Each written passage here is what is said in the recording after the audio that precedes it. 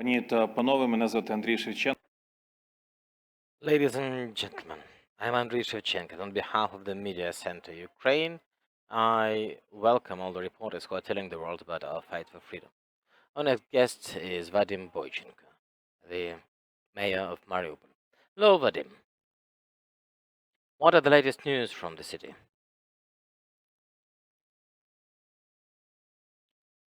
Well, the situation in this city has been dire in Mariupol. We've heard some good news, however, that our president, Vladimir Zelensky, has been involved in saving the lives of our heroes, the defenders of the heroic city of Mariupol. So I would like to say thanks to Volodymyr Zelensky, the president, the international Red Cross and UN, who joined efforts to save the lives of the local population and our heroic warriors who for over 80 days have been holding grounds when the enemy had several times more troops. But what's important is that the guys helped us defend the rest of Ukraine and be prepared. And today we are working to save their lives. So if you can share some information, please tell us what is going on with these warriors who are now taken from Azovstal. I have already commented what I could. Unfortunately, the topic is very sensitive and very delicate. The negotiations mission is there. Unfortunately, I can't say anything else. Who can you tell us who is engaged in the negotiations? The President of Ukraine, the International Red Cross, the UN, and there is the negotiation mission at different levels, I would say. Okay, so let us talk about the situation in the city overall. Besides the topic of Azovstal and the topic of liberating our heroic soldiers from the besieged factory, what's the situation in the city? We know that the situation, well, there is humanitarian problem in the city. There is lack of food. There's no potable water in this city. The city has been living without power supply, and the city today has no conditions for providing healthcare. There's no medicine. And another important component, which turns into a very big issue, is the epidemic component, infectious diseases. Well, now summer is starting in this city, and the city needs more water for sanitation. Also now Mariupol, well, the sewage is not working. So we have to understand that over 100 people are still living in Mariupol, and it is a problem. We have qualified doctors who are now drawing the attention to the fact that it might be a huge problem, both the environmental disaster and the epidemic might start. The UN also has been saying that there might be an outbreak of cholera or dysentery, and this unfortunately can take lives of thousands of the locals. So we have to come together around this problem, the lack of full-scale evacuation from this city. We have to have, like, the UN and the ICRC should work on this. The whole civilized world has to come together to prevent these disasters, to make sure there are corridors so that the residents of Mariupol would be able to leave for the territory under Ukrainian control. Unfortunately, today, we see that it's almost impossible. According to international conventions and international law, resolving humanitarian issues, you've mentioned, is in the sphere of responsibility of the occupier. So, what is being done now by the Russian occupiers in the city? Do they resolve these humanitarian issues somehow? They are trying to do something, but we see that they do not have professional experience. They have tried to join the power grid, and those few apartments which still were intact, essentially they were burned down because they didn't test the power grid and caused fire.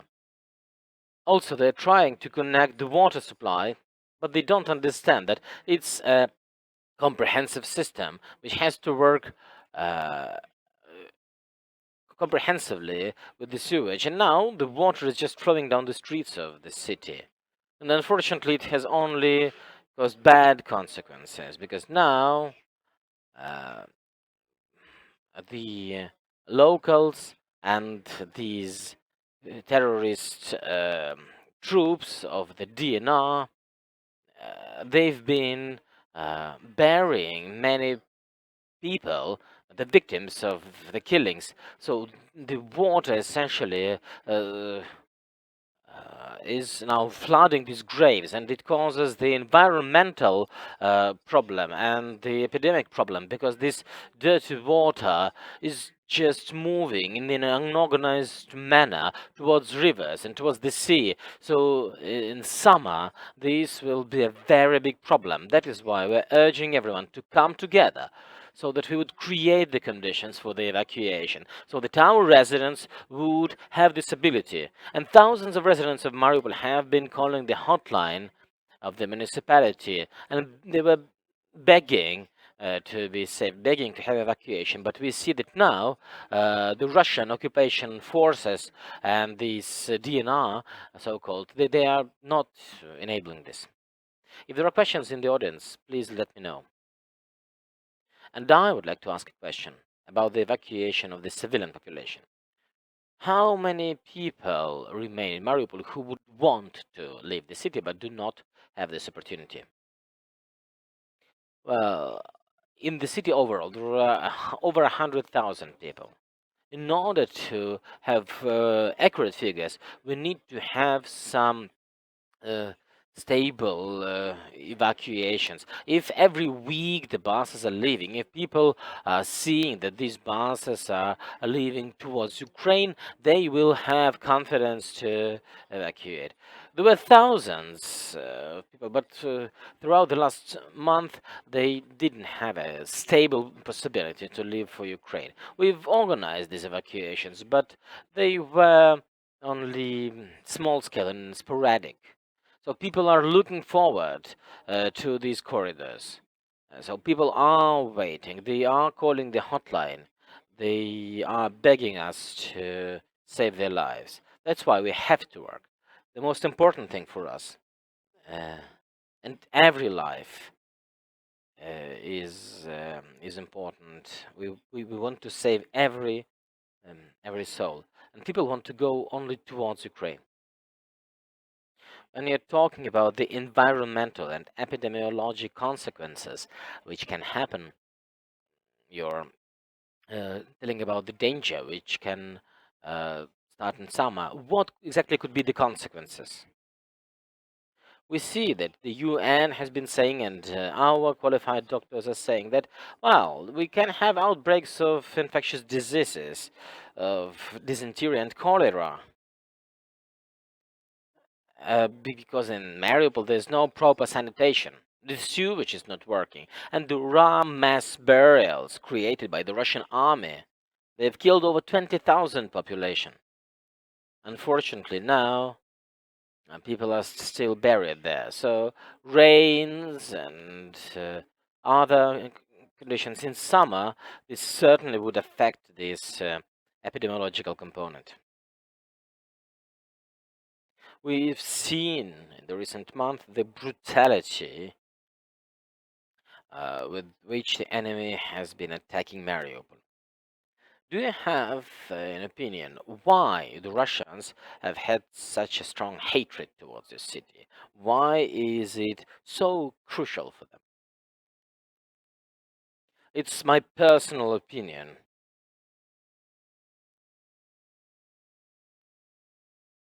I've been born in Mariupol. I brought up my children there. My son is now um, in the army, in the Ukrainian army. And every second person in Mariupol somehow has Russian roots historically. Today, 95% of the population is Russian speaking in the city. So, of course, we have many questions. Why? So, my personal opinion on this is like, why it's happened that they just destroyed the city? Like, 50% of the city is burned down, it's just ashes. There might be only some carcasses of the buildings. So they really were brutal here. Why? Because in 2014, like overall in the East, the Russian military leadership, military and political leadership, suggested this so-called Russian world, this Russianness, under the name of DNR and LNR, and Mariupol has been under this influence for 2 months, but it didn't fall for this propaganda, and the DNR did not spread onto the territory of Mariupol. So Mariupol left the city. So I think the first component is that we were standing strong, and they thought it's an insult. And another factor is that when Russia occupied Donetsk, which has been a beautiful developing city, very European, very modern, there was lots of development because the city was in Ukraine. And when we see that under the occupation, in these 8 years of war, Donetsk, unfortunately, has only been in ruination. Nothing's been happening there. In Mariupol, under the Ukrainian flag, it was improving. There were modern parks. There was modern urban transport. We've got over 200 million euro of investments. We've built new water supply system, roads, kindergarten, schools. We had the ice rink, ice arena, a swimming pool. We had lots of plans, and the city grew by 30%. People from Donetsk, Kyiv, Makiivka came in to live in Mariupol. Children from all over Ukraine were coming into city. The city transformed and became a modern and European city. And we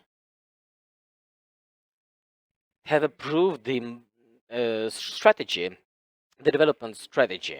It's the seaside city with the ocean of possibilities. And this was irritating for them. They were envious. That's why they were so brutal, Mariupol, because we had courage and they had envy. I would like to add for the reporters who are hearing us and watching us that just like in 2014, Mariupol remains the symbol of Ukrainian courage and the heroic struggles. They helped withdraw the attention of the Russian troops, with which Russia wanted to use to occupy the Ukrainian Donbass. My last question here is that yesterday on this stage we had Kalush Orchestra, the band. They said that they simply had to mention Mariupol on the stage of the Eurovision Song Contest. What did you feel when you heard that Kalush addressed the whole Europe asking to save Mariupol?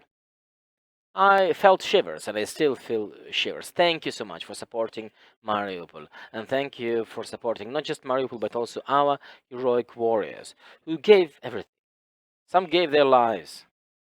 They defended not just our Mariupol; they defended Ukraine.